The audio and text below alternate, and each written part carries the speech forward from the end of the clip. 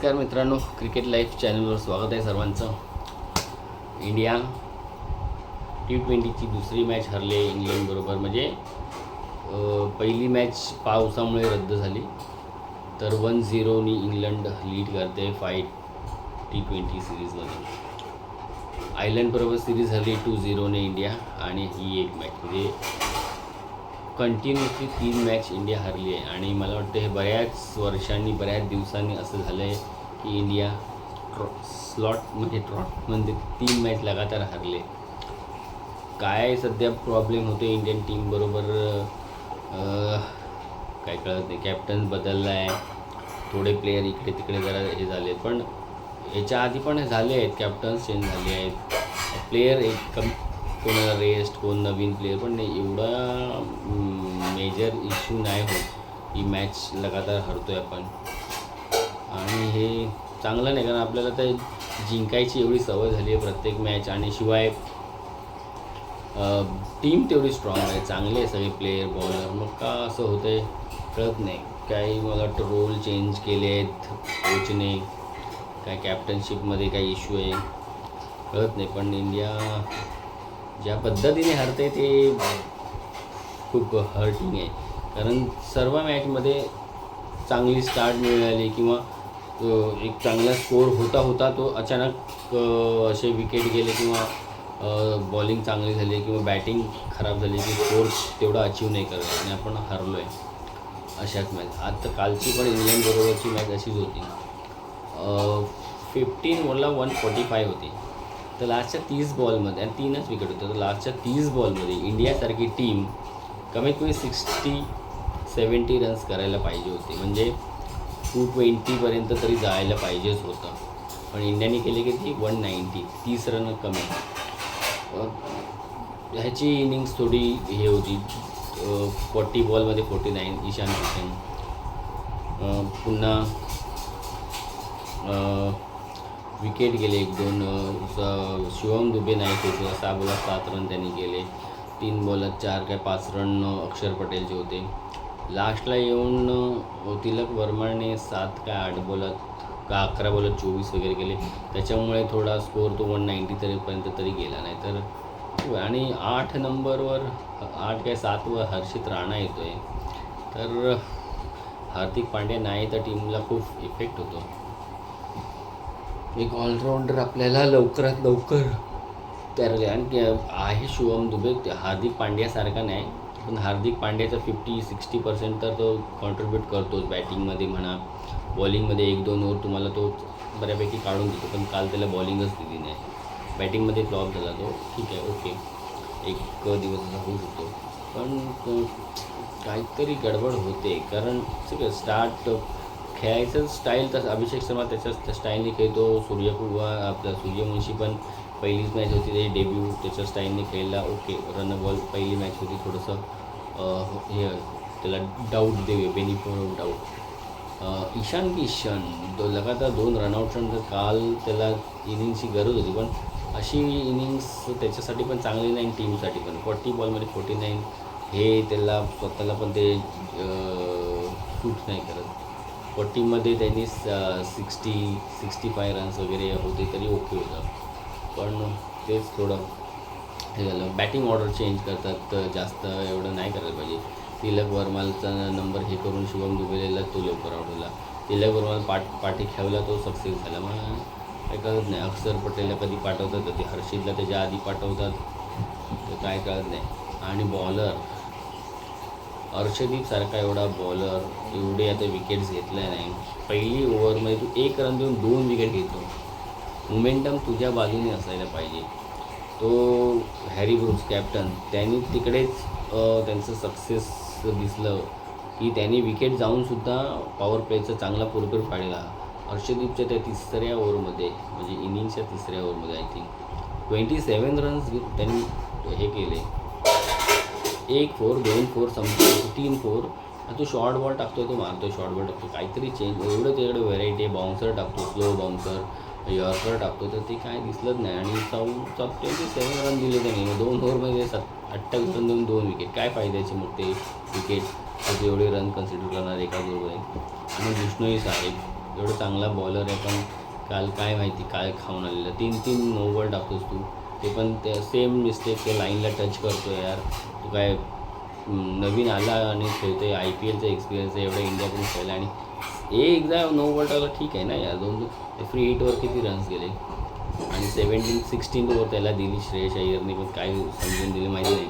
29 runs दिले त्यांनी, including 1 free हिटवर 6. अशी मॅच नाही जिंकू शकत तुम्ही. एका ओव्हरमध्ये 27, एका ओव्हरमध्ये 29 रन देणार तर 4 ओव्हरमध्ये 60 रन्स होते बिश्नोईचे.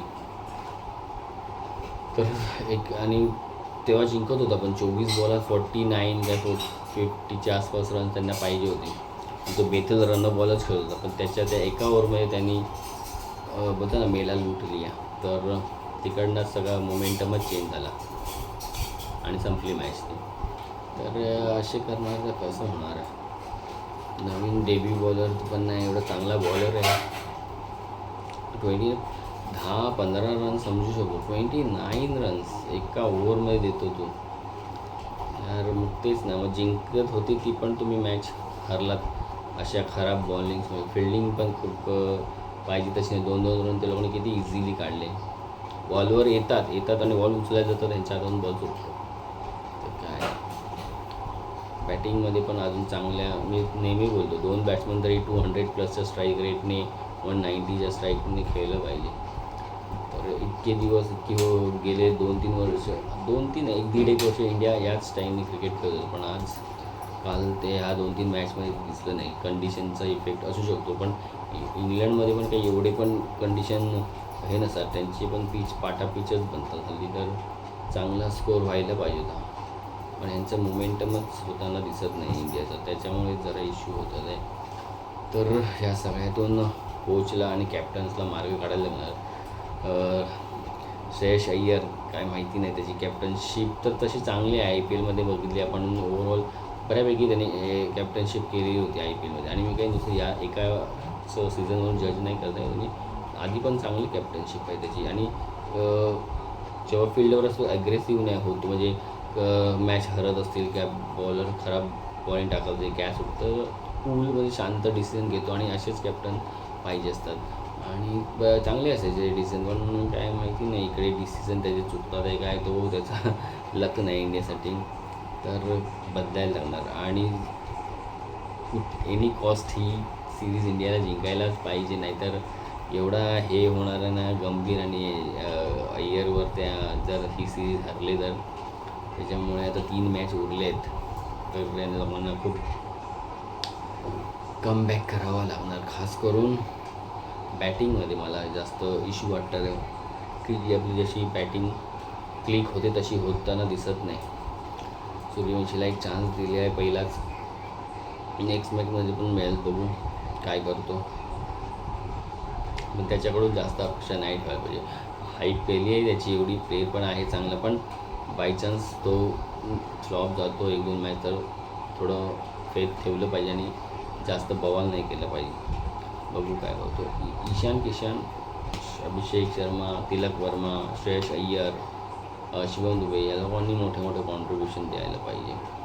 आणि बॉलिंगमध्ये अर्शदीप, वरुण चक्रवर्ती, 3-3 स्पिनर काल का खेळवले काय माहिती. अक्षर पटेलनीच एकट्याने चांगली टाकली, बाकी बिश्नोईला रन गेले, वरुण चक्रवर्तीला पण 37 ते 38 रन गेले 4 ओव्हरमध्ये. बिश्नोईच्या जागेवर एखादा तुम्ही बॅट्समन किंवा तो शेडगे ऑलराऊंडर घ्यायला पाहिजे होतं, कारण एवढे स्पिनरची गरज नव्हती. म्हणजे 2 स्पिनर ठीक होते, अक्षर आणि वरुण चक्रवर्ती. तर तो पण हे पण डिसिजन म्हणजे चुकतात आहे. प्लेईंग 11 बरोबर खेळताना दिसत नाही आहे, किंवा त्याचा तक्कर फास्टर घ्यायचा होता. फास्टरमध्ये प्रसिद्ध कृष्णा नको बाबा, मेहरबानी. खूप रन कन्सिडर करतो बाबा तो, त्याला ODI टेस्टसाठी ठीक आहे.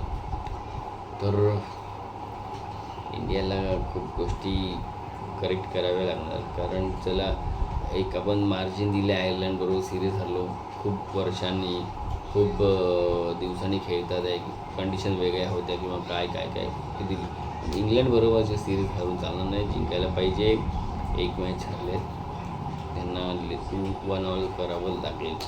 तर बॅटिंग आणि थोडंफार बॉलिंगमध्ये पण या लोकांना इम्प्रूव्हमेंट करायची गरज आहे. लास्टच्या ओव्हर ज्या असतात त्या चांगल्या टाकायला. हर्षित राहणार असं बऱ्यापैकी बॉलिंग ठीकठाक टाकतो आहे, म्हणजे ठीक आहे, त्याला म्हणतात सगळेजण गंभीरमुळे खेळतो पण आता पण पर्यंत तर त्यांनी जस्टिफाय केलं आहे. जेवढे मॅच खेळले आहेत थोडेफार रन्स केले आहेत, विकेट्स घेतले आहेत, तर रन पण एवढे कन्सिडर नाही केले. तर हर्षितानं ठीक आहे, हर्षदीपला थोडं कधी कधी एखाद दुसरी ओव्हर अशी घाण टाकतो तो की पूर्ण मॅचचं चित्र बदलतं. तसं त्या दिवशीची 27 रनची ओव्हर कालची.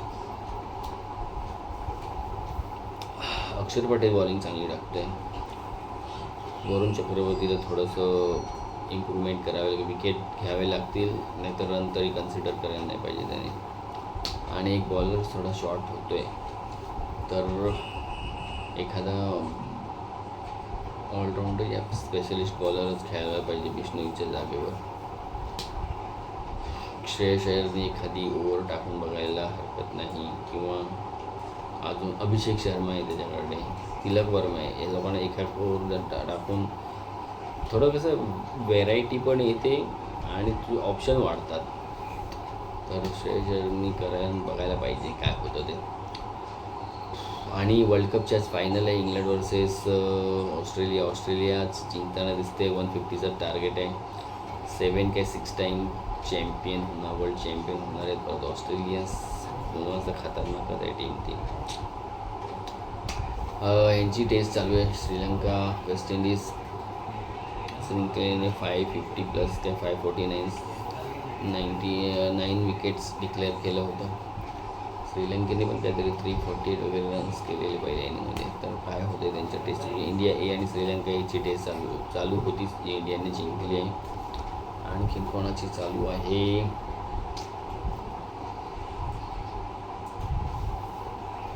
फुटबॉलचे पण आता नॉकआउटच्या मॅचेस चालू आहेत. मला सध्या वेळ नाही मिळत आहे, आपल्याला करायचं आहे फुटबॉलच्या काही मॅचवर तरी निदान करायला पाहिजे. करूया लवकरात लवकर, जेवढं मला समजते, जेवढं मला माहिती आहे ते निदान एक छोटासा हे करायला पाहिजे, व्हिडिओ करू मित्रांनो. तर व्हिडिओ तुम्हाला माझे कसे वाटतात आहे, आवडतात आहे, तर लाईक करा, शेअर करा आणि सबस्क्राईब करा. थँक्यू.